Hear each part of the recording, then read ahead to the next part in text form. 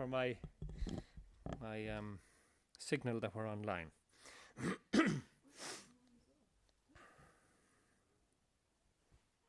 Yeah, there's quite a number, usually about 200 per evening, a couple of hundred anyway, per evening that join us here, online from all over, which is good. We don't say it too loud because we want you here too.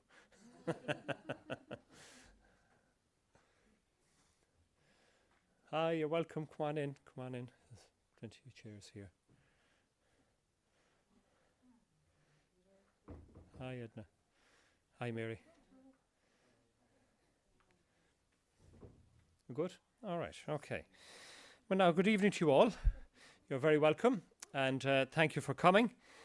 And this is the final evening of our Lenten Reflections, as we focused these number of weeks, these 3 sessions, these 3 weeks on the environment. And that's the theme, actually, that carries us through for the season itself in care for the earth. Our speaker this evening is John Connell.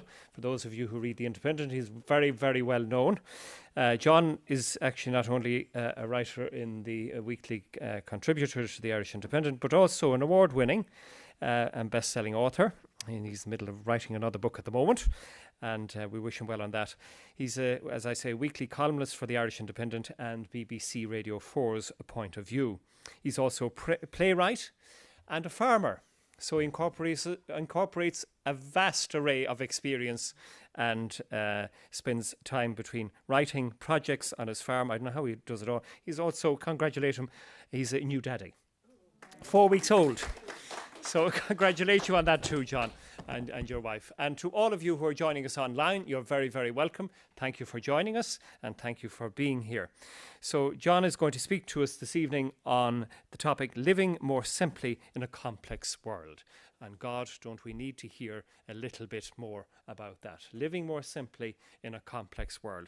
I don't know, I've said this over the last couple of weeks. I can't believe we're at practically the end of the 3rd month of the year. I don't know where the time of the year is going, but anyway, but we're looking, not this evening, but we're looking towards better weather and brighter evenings and all the rest of it.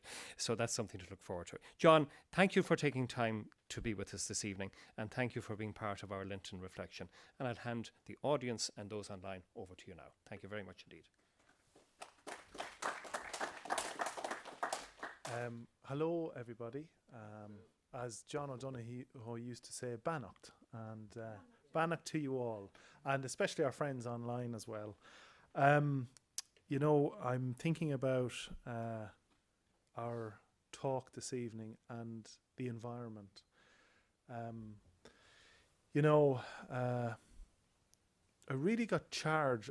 This isn't the speech, I'm just talking before I give you the speech, but I really got charged by Pope Francis's words and his care for the environment in light of Laudato Si, his encyclical on climate change. And I didn't read it at the time, but I came to know about it later and through watching documentaries, and then I got the audiobook and listened to it and read it again. And it's something that I have always felt deeply passionate about, but through the prism of the Holy Father, I've been able to incorporate my faith into the care for the environment. And I think that that is our challenge as Christians in this day and age, is the environment. And I think it's really wonderful that the Pope has dedicated so much of his time and his speaking and thoughts to that. I'm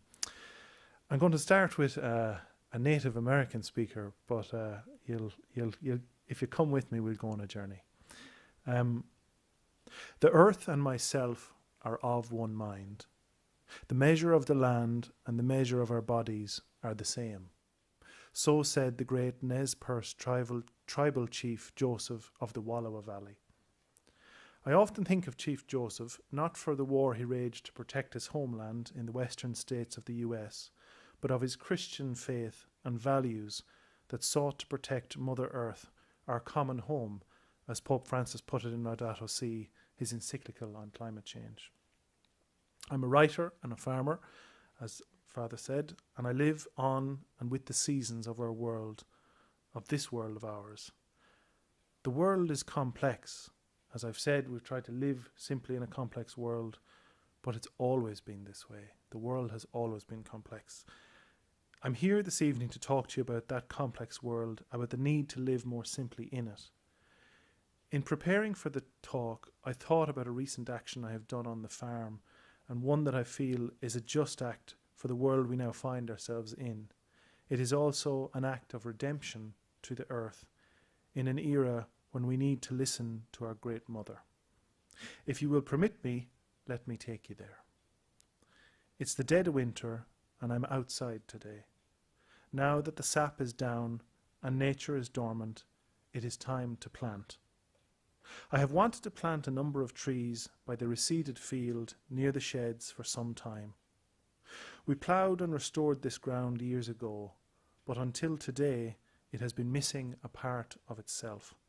It needs trees and bushes. It needs these plants for many reasons: for cover, to act as fence lines, art, and perhaps most of all for me, as reparation.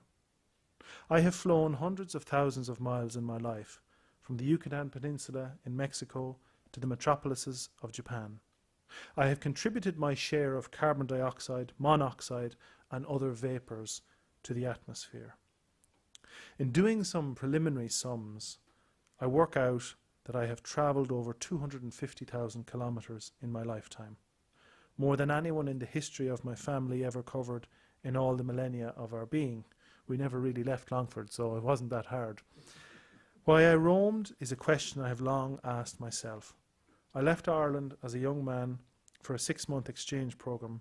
The result was a decade away from Ireland. I did not plan it that way. Life simply happened, and I was on side for the adventure of my 20s, where I camped out in the Australian outback at one time to living in downtown Toronto years later. Perhaps wanderlust was in my veins, but now I am rooted. I am like the great spinning wheel, at last coming to rest. To offset the carbon released, I would need to plant thousands of trees.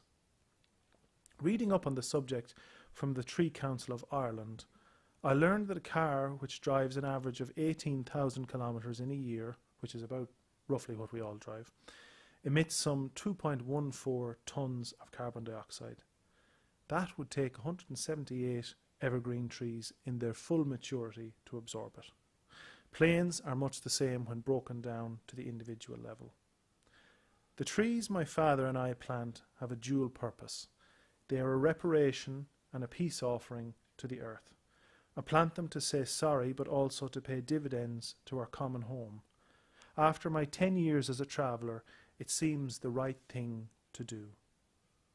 As I take the spade in my hands to dig up the earth, to make the hole for each tree, it occurs to me that every action in this modern world of ours has an impact on the environment. Every car journey, every lit fire, every warmed radiator is releasing carbon into the atmosphere. Of course, to think totally in this way is a form of madness. We're all enjoying the heat this evening from the radiators. There are many modern conveniences that have made our lives all the better.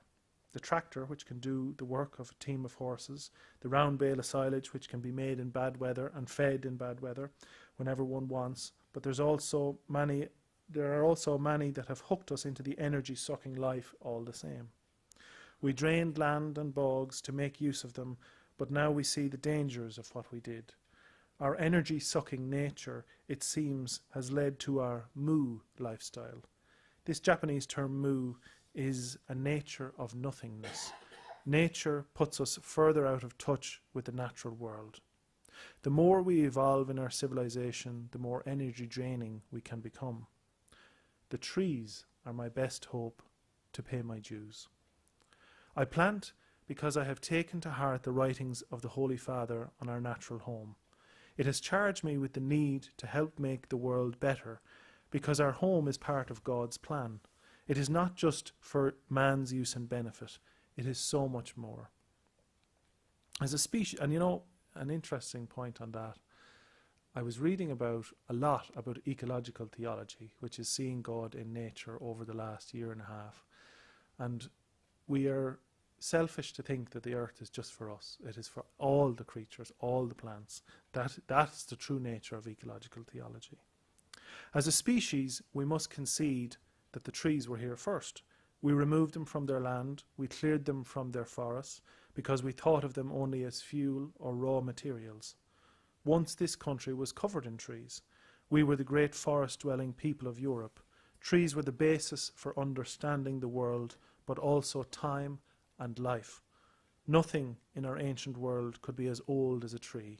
The rings told stories of a world we were only beginning to grasp. The life of a tree far outspanned our own. They were our guardians. However, by the 1600s, less than 20% of Ireland was covered in forests, and that fell to 1% by the end of the 19th century, making us one of the most deforested nations in the world. And we're at about 10% now. We're still well below the European average. We have decided, my father and I, to plant trees of beech and sycamore, or birch and sycamore. The birch trees are an emotional choice. Before I was born, my Uncle John, the second of the Johns in the family, planted birches in the ditches of the home farm. The trees grew quickly and provide shade and comfort now to the livestock. The birch is not a long-lived tree, reaching maturity at some 60 years, so the work of Uncle John will need to be supplemented by the next generation. John is now dead, and leaving no children of his own in this world, the trees are his physical living legacy. When I look at them, I think of his quiet, easy way, his walk, his pipe, his broad workman's hands. These silver birch plants will grow quickly. I have often seen them in the boglands, where they have quickly colonized empty ground and grown thick and strong. I like their long, slender arms and leaves. They have been the tree of my childhood, the tree that gave our farm its name, Birchview. The birch trees have provided many a nest for our birds on the farm, and I have seen crows and blackbirds take up residence in their tops. With the sycamore, I have a different relationship. Years ago, when we bought the hill farm at Clonfin in the east, its ditches were full of grand old sycamore and beech trees. The land had been part of the Thompson estate, and the farm itself had belonged to the groundskeeper of the estate. Though we were separated by the epoch of time, that man planted those trees, and they have supported squirrels and birds and many insects. I struck upon the idea of the sycamore as a few months ago my father told me about seeing a red squirrel for the first time in the upper ground. It was a sight worth talking about, as we had not seen them there before. In the planting of a big tree, one is investing in the future, but also in the now, because the trees need one's attention in their first years. Planting a tree goes in the opposite direction of our nature, because it is not extractive. So much of our labour on this earth is about taking. One only has to think of the nature of mining and all the excesses that it creates to grapple with the idea of our life-sucking nature. For the great many of us, planting a tree is an alien concept, something that is done by a politician at the start of a new housing project or planted in remembrance of a great event, often historical in nature. When it is for, say, carbon offsetting for an extra fee in a flight ticket, the planting is done away from us, out of sight, in a nameless place or somewhere else, or a sort of now restored wilderness, though no one ever sees these places. A close friend of mine has taken matters into his own hands and has refused to fly outright anymore. If he must travel now, it is within Ireland, or wherever he can reach by boat. I admire his intentions. He wants to do good by the earth, and in the doing has struck his bargain with the great Creator. If we are lucky enough to be able to fly, we must consider the damage we are doing.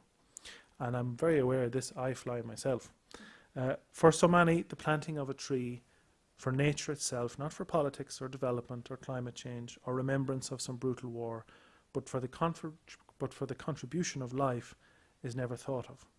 We do not measure success in knowing the way of the earth, because the greater part of society is cut off from the growing and planting. Indeed, in some cases, residents of the cities, such as parts of Los Angeles, and I go there quite a lot, are cut off from fresh produce, let alone nature. As such, at times they can feel so far away from us, the creatures of nature that we are. In being around trees, I feel a sense of happiness. They remind me that there are more things on this earth worthy of our attention. They make me think of the Lord's great plan for us to live within the earth and cherish it. Trees represent a sort of natural memory. I think that through our actions on the land, we are encoding ourselves within the life of the farm. The trees are a sort of memory capsule for us. Being around trees, as my father and I are today, makes me think about when they were planted, what we were up to, who was there. Thinking of trees also makes me think of times past, that we lived a life that was more in tune with nature. Going back is not always a bad thing. There are methods in that distant land that made sense, methods that were good, farming with the seasons, waiting for the bounty of nature and knowing that we could only have our tomatoes and fruits at a certain time of year, understanding that we could only put so much weight upon the humble beast's back. And that line, my father told me that a couple of years ago, and it stayed with me. We expect so much from these animals, but they haven't changed in thousands of years, but we keep adding pressure upon pressure to them. Reading the farming paper recently, I learned of stock numbers declining in farms in Western Canada to drought. One woman had to sell off 51 head of her cows, including 20 heifers, which were future breeders on her farm. The column said that she was selling her future off. That was a line that struck me deeply. Without a future, what are we left with? Not a blank canvas, but a bereft canvas, one absent of hope. The western states of North America are living through drought at the moment, and friends there have experienced wildfires, which they tell me are due to climate change. Indeed, so bad were the fires last summer that an entire town in British Columbia burned. South of the Canadian border, a third of US cattle are in drought, and culls have happened as feed has run scarce. In some southern states of the US, like California, it did not rain for months, the article said. Indeed, they have experienced the worst drought in 1,200 years in the southwest of America. They call it a mega drought. On a trip to California in 2020, this trip happened just before COVID, and I suppose that was where I started to come into my thinking about ecological theology. I was working with Central American and Mexican farm workers, and they were living a life that was very tough, very unfair, and very hard. And yet, their faith was so deep and so strong, and such a big part of their lives. And I remember meeting a woman who had been blinded by pesticide exposure, and there had been a settlement for her case. And rather than take the money, she donated it to a migrant group to make sure that they protected other people and prevented this from happening. And you know, we talk about meeting God in life, but sometimes you meet God in a person. And there on that day in rural Florida, I thought to myself I'd met a person of deep faith and maybe met a reflection of God in that meeting. So there I was on my trip to California in 2020, and I was amazed to find alfalfa, which is a type of grass for feed for cattle, which was growing in the desert using clever irrigation. But at the same time, the river systems in California were heavily polluted from fertilizer and agricultural runoff. It is a system out of time with nature. The problem with these modern farms in the settler societies of the world, from Brazil to Australia, as a newspaper article I read some months ago detailed, was that people did not respect the science that the climate was changing. But then, of course, these settler farms are not that long on the ground. They came and imposed their system on a landscape that had been worked in a different way fundamentally for thousands of years by its original inhabitants. No thought was given to them then, and none is now. In Ireland, our winters are becoming wetter and our summers drier. Already in recent years, we have experienced what can only be described as rain bombs, which have brought increased flooding to vast sections of the country. I remember in 2016 hearing stories of farmers who had to sail small boats out across fields to feed stranded cattle. Droughts, something that we are not used to and have started to occur. In 2018, as we'll all remember, a heat wave raged across the UK and Ireland and led to crop failures and water shortage.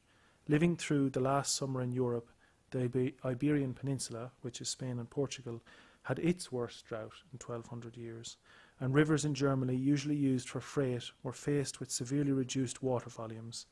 Indeed, recent studies in Ireland point to some of our waterways losing 30% of their volume due to climate change. I worry about what the future holds for us, the people of the land. I worry more for the next generation who will inherit an earth that is suffering under the weight of our overuse. This surely is not God's plan.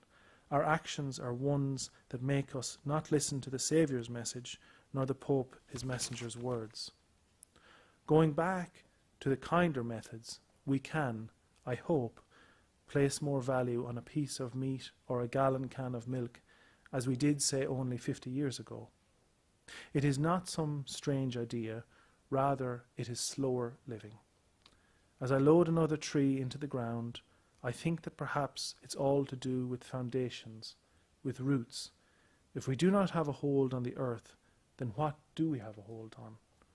My father and I fill the soil around the now planted birch tree with my shovel, and judging it to be right, we move to the next patch. There are now 20 or more trees planted, and I am feeling the benefit of my work. In a way, I think the trees I am planting are a way to reconnect, a way to rebuild.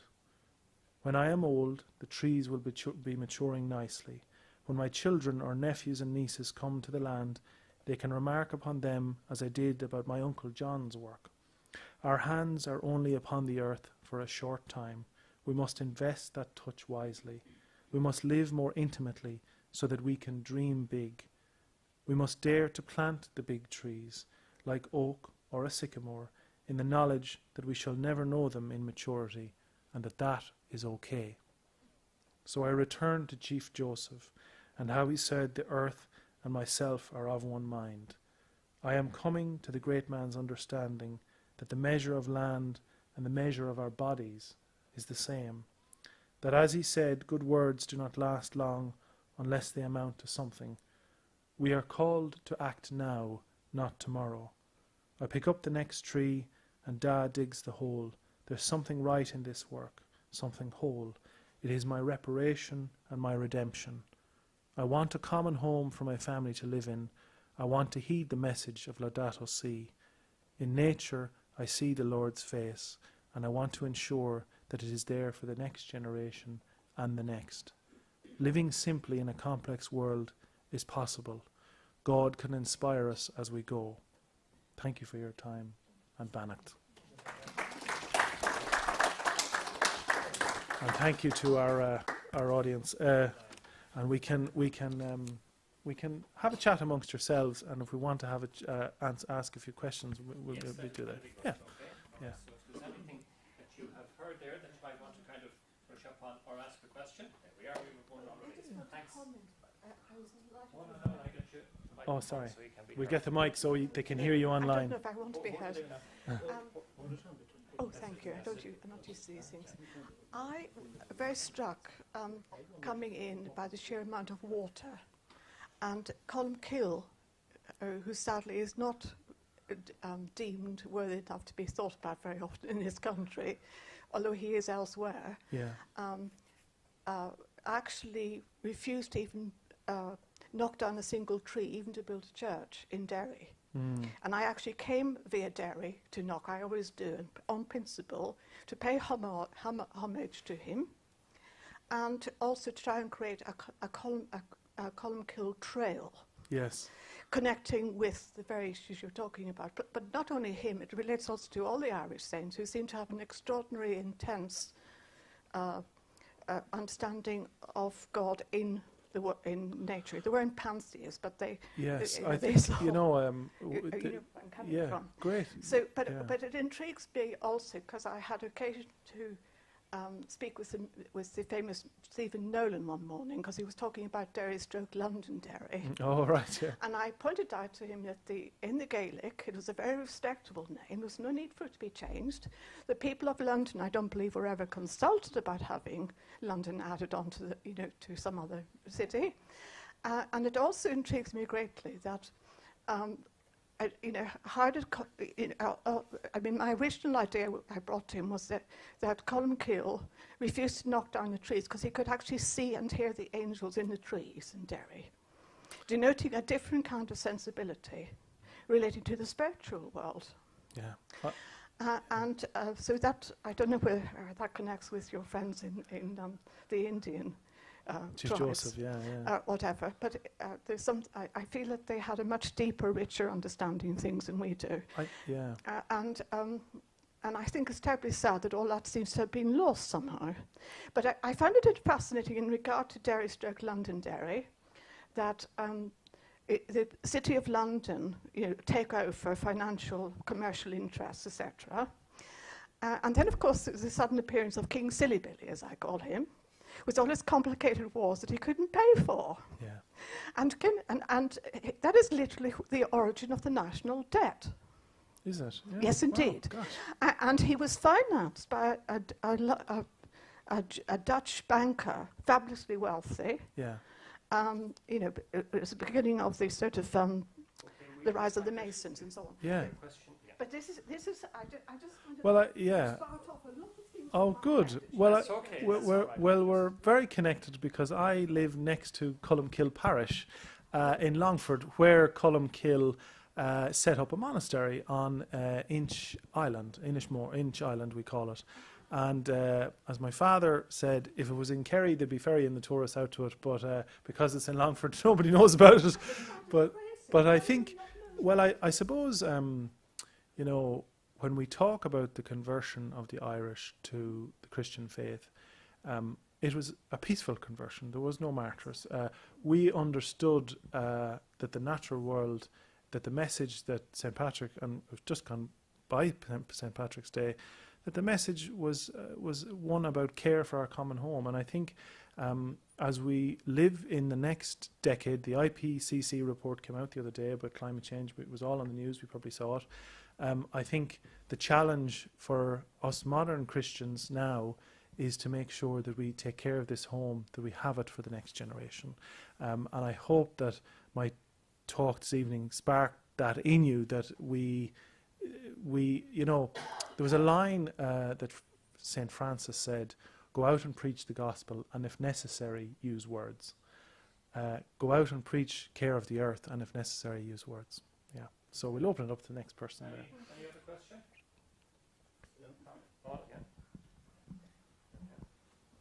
John, I'm interested in the lifespan, you think, of trees, and what do you think about cutting down trees on a practical?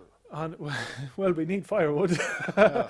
But I suppose, it's Paul, is it? That's right. Yeah, Paul.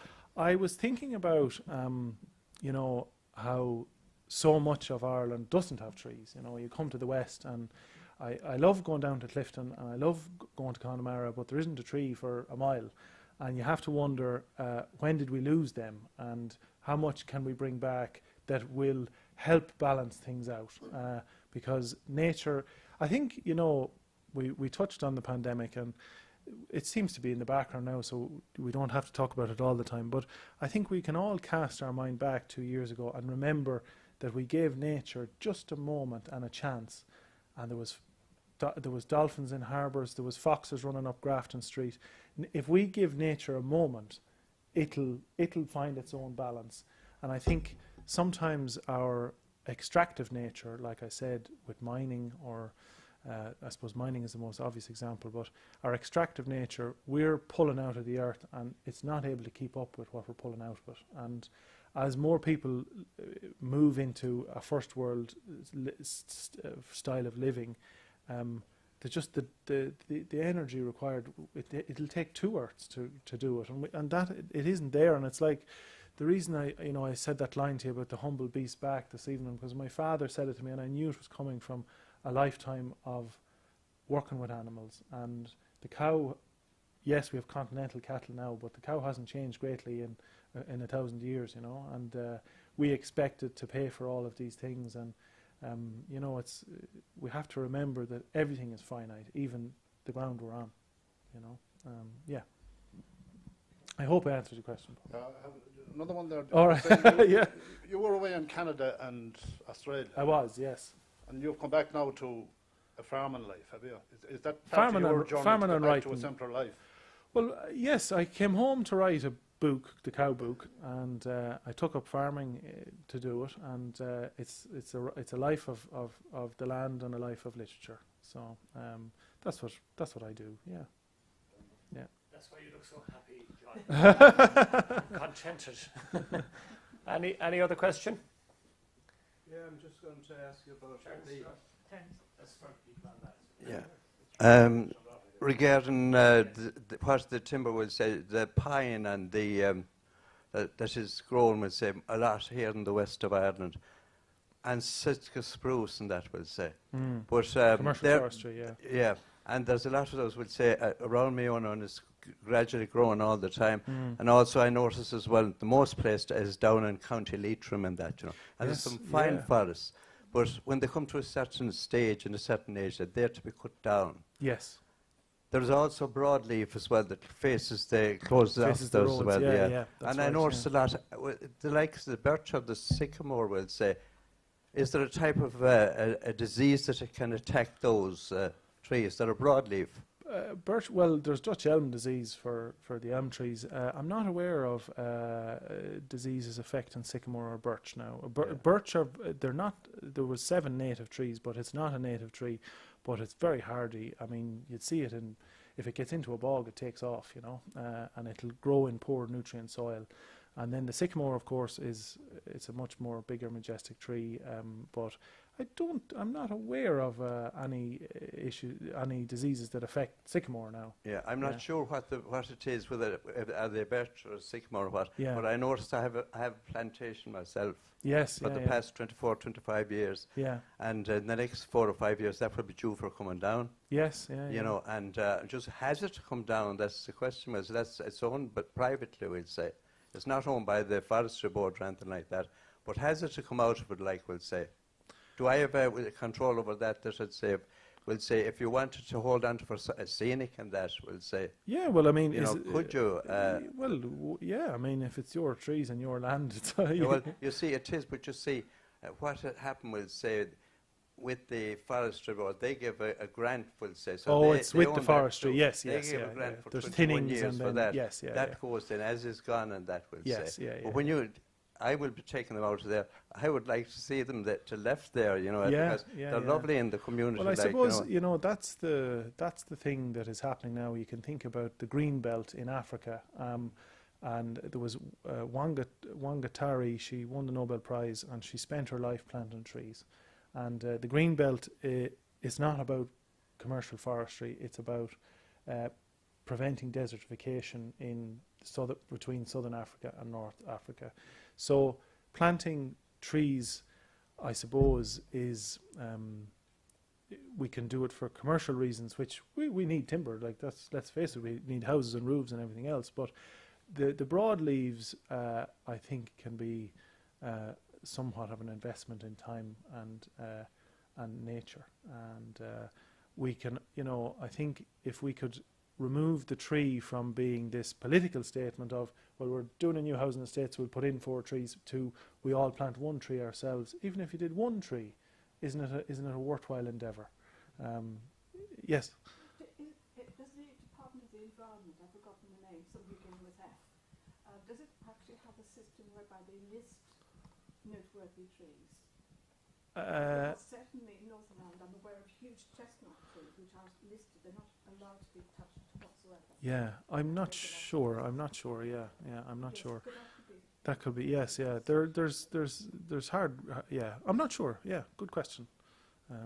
Yes.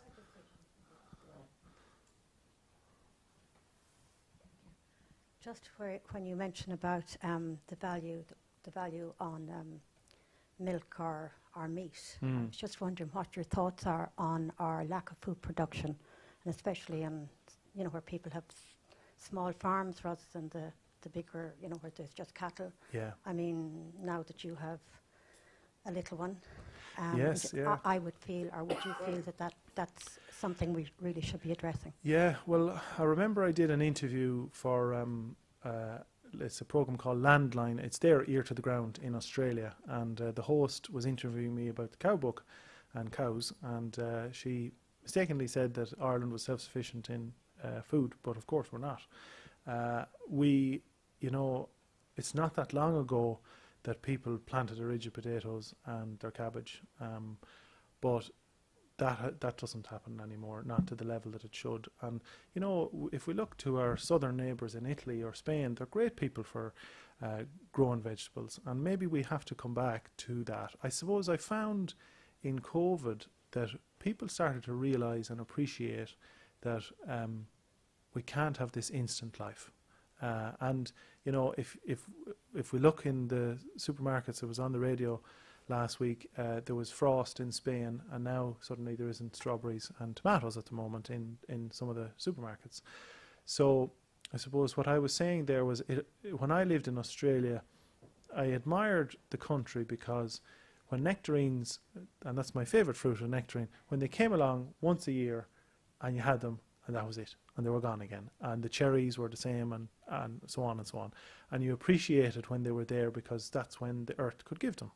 And maybe we may well be forced to live like that in times to come, because flying strawberries from Israel or Chile in winter won't maybe work in the long term.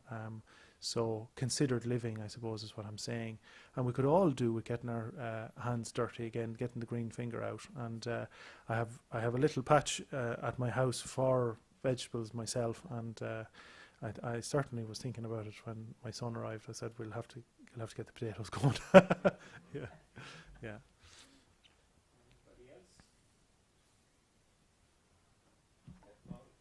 I don't know.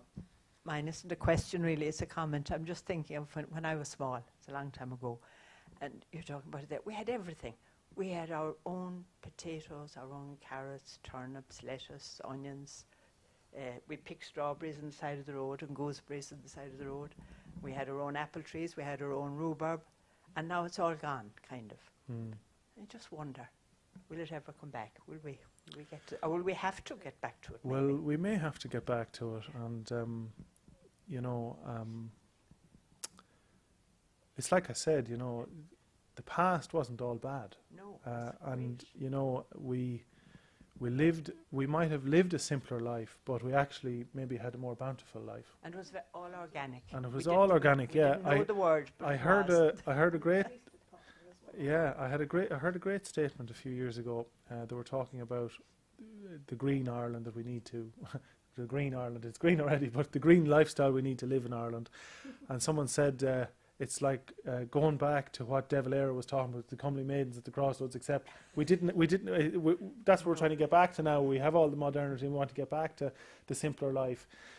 It's not easy, and for me as a writer, I decided a while ago, I was in northern Spain last summer documenting salmon numbers, and the salmon in Asturias, I wrote a piece in the paper about it.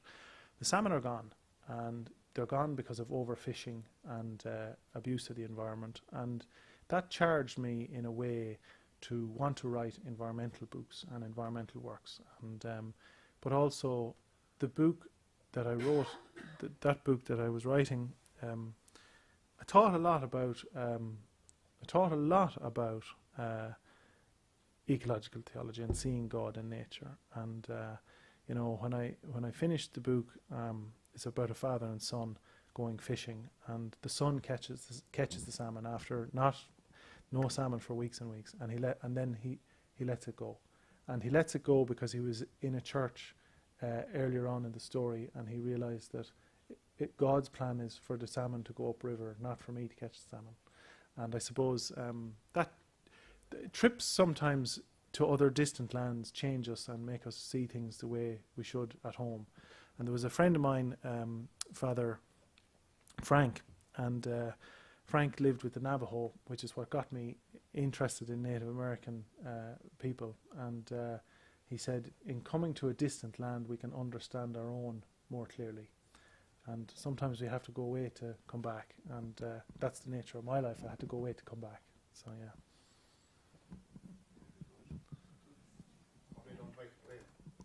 What's that? When we don't take the plane. Look, we all have to take them sometimes. Maybe you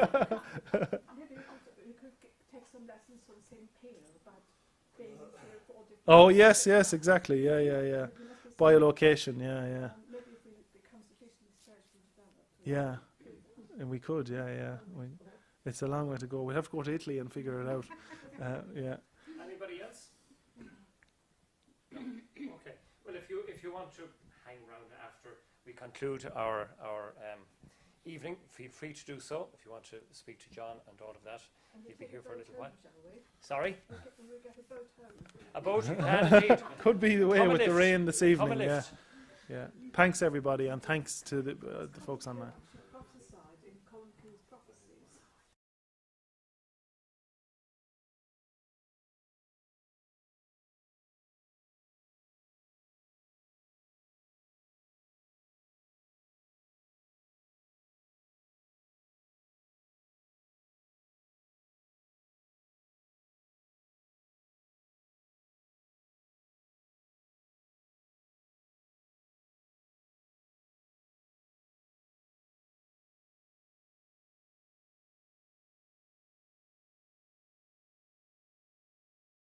Input and for being here this evening, taking time out and bringing us back to nature in a real way, and maybe highlighting for us the kind of practicalities of that as well.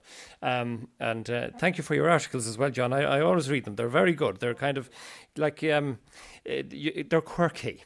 They come from a whole host of different angles, which is wonderful, and because I like that kind of quirky understanding of the world that we live in, because it kind of brings us from the past to the present and how to make it real today. So thank you all for being here. Thanks to everybody online, and thank you for joining us over the course of the last 3 weeks for our Lenten Reflections. Keep an eye on our website for our celebrations for Easter. It's only 2 weeks away to Holy Week.